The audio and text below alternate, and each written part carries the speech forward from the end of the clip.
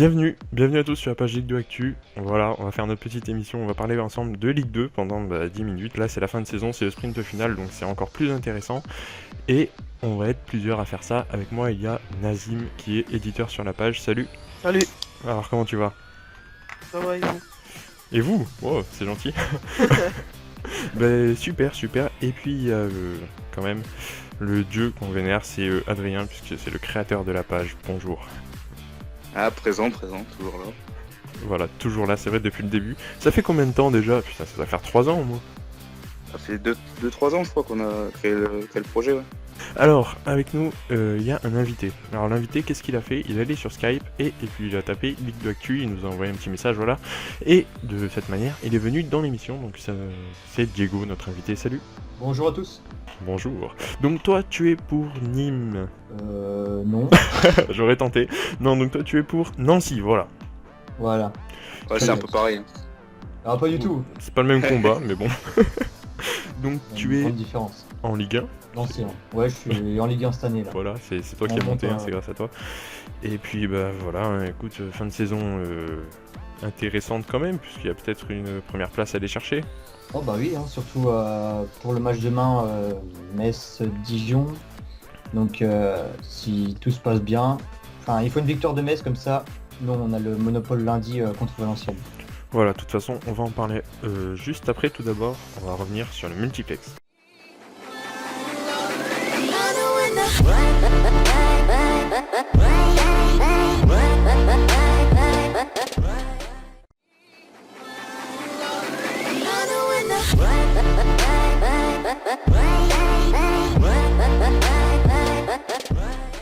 Et donc il y a eu quand même 8 matchs hier, c'était voilà, le gros de la 36e journée. Alors les résultats, c'est Evian qui gagne 2-0 face à Brest, Créteil-Ajaccio 2-2, Laval-Clermont 1-1, Le Havre s'impose 3-1 face à Nîmes, le Paris FC, dernier, qui crée la surprise en gagnant 1-0 à Bollaert, donc face à Lens, Red Star Bourg-Péronas, le Red Star s'impose 1-0, Auxerre-Sochaux c'est 3-2, Sochaux-Auxerre plutôt, 3-2 pour Auxerre, et Niort qui s'impose dans les tout derniers instants face à Tours 2-1. Donc voilà pour tous ces résultats, il y a quand même pas mal de choses à dire je pense. Quel est le match sur lequel vous avez envie de réagir en premier? Moi je pense le Paris FC qui a fait tomber Lens quand même. C'est vraiment une surprise, je pense que la cote devait être énorme.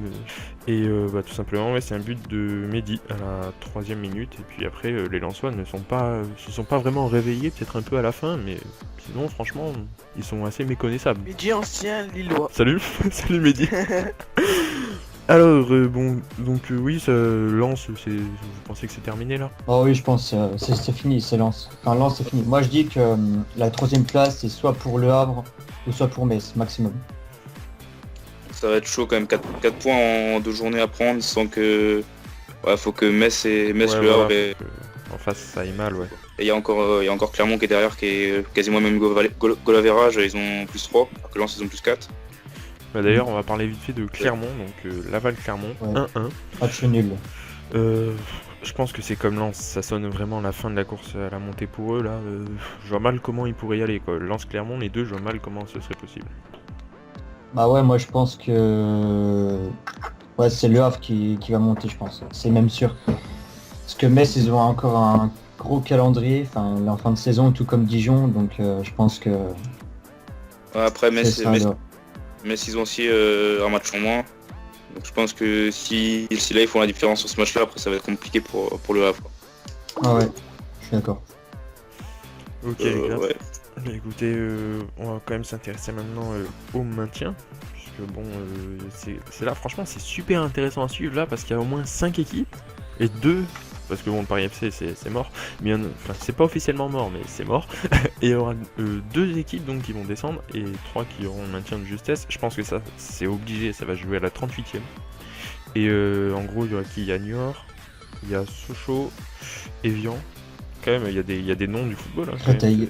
Ouais, Créteil et Valenciennes aussi. Valenciennes.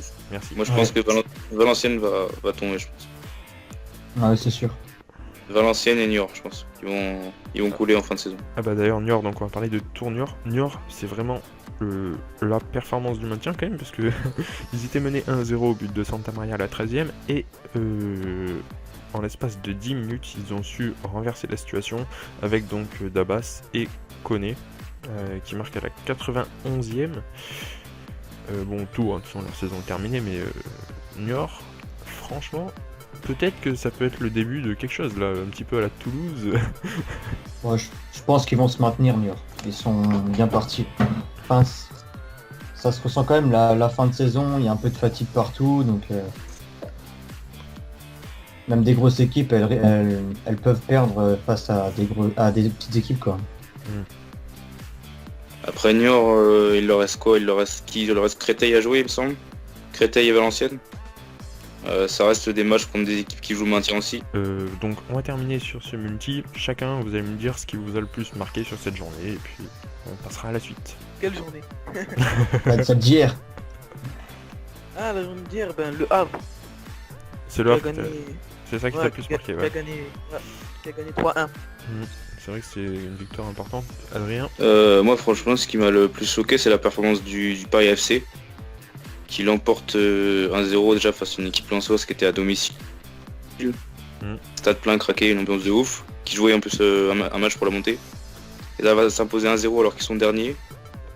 Et ils ont presque plus d'objectifs parce que bon, même s'ils gagnent leurs 2 prochains matchs avec un goal average à moins de 14, je pense que ça va être très difficile de se maintenir pour eux. Donc Ah bah ce serait ils ont eu l'exploit de l'année là.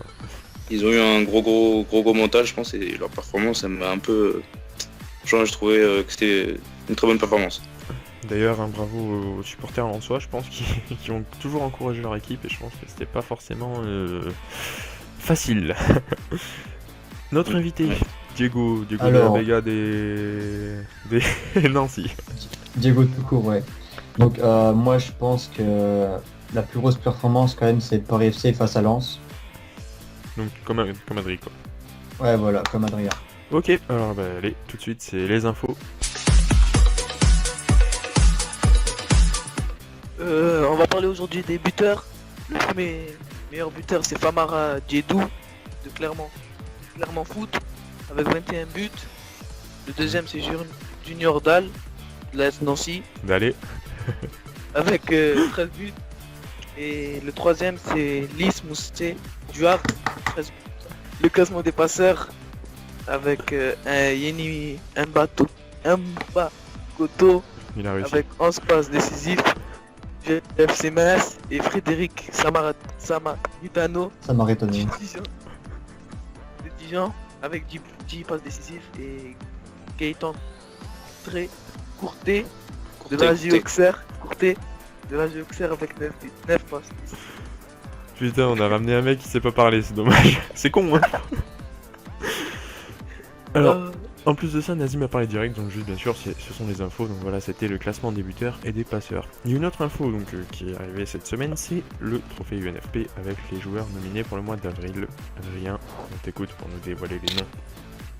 Donc pour les 3 nommés pour le joueur du mois d'avril, donc c'est Clément Langlais de l'AS Nancy-Lorraine, Steve Mounier du Nîmes Olympique et Gaëtan Courté de la JOCR.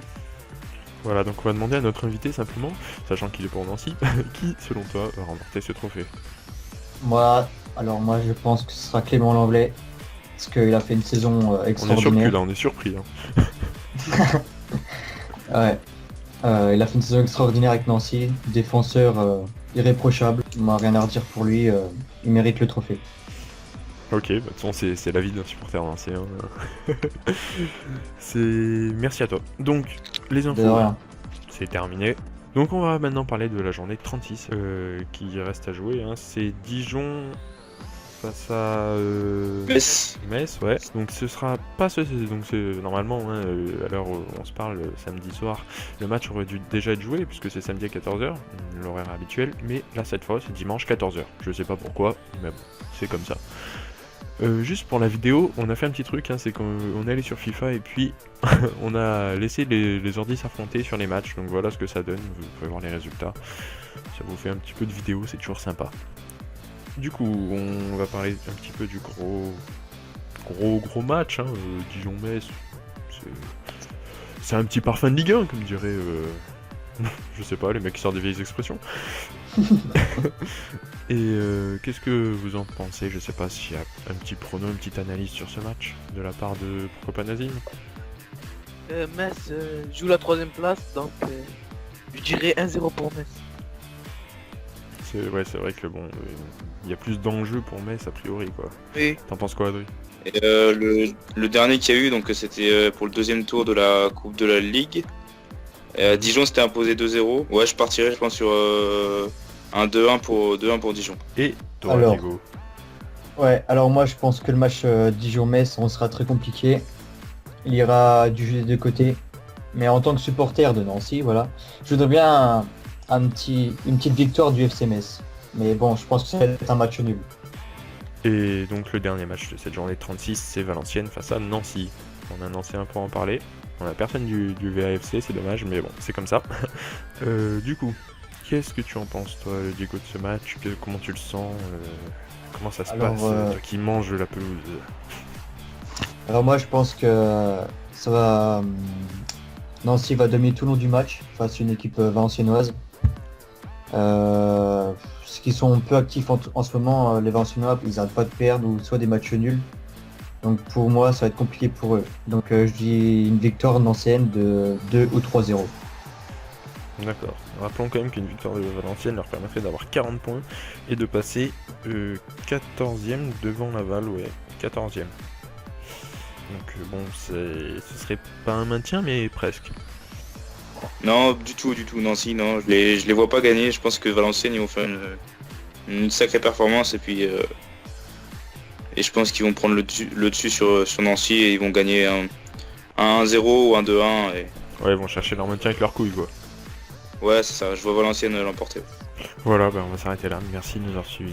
N'hésitez pas à nous rejoindre en allant sur Skype. Ligue 2 Actu, vous ajoutez, comme Diego l'a fait bien sûr. Et puis, on vous dit à la semaine prochaine pour nous rejoindre. Est-ce que vous avez un dernier mot à dire? Ciao tout le monde, peace. Bon visionnage. Il a dit bon visionnage. Hein. Si vous n'avez pas compris, c'est la traduction. Mais... Voilà, bon, écoutez, merci à vous. Je me suis mis un coup de casque. Merci à vous. Et puis on se voit bien sûr la semaine prochaine. Salut!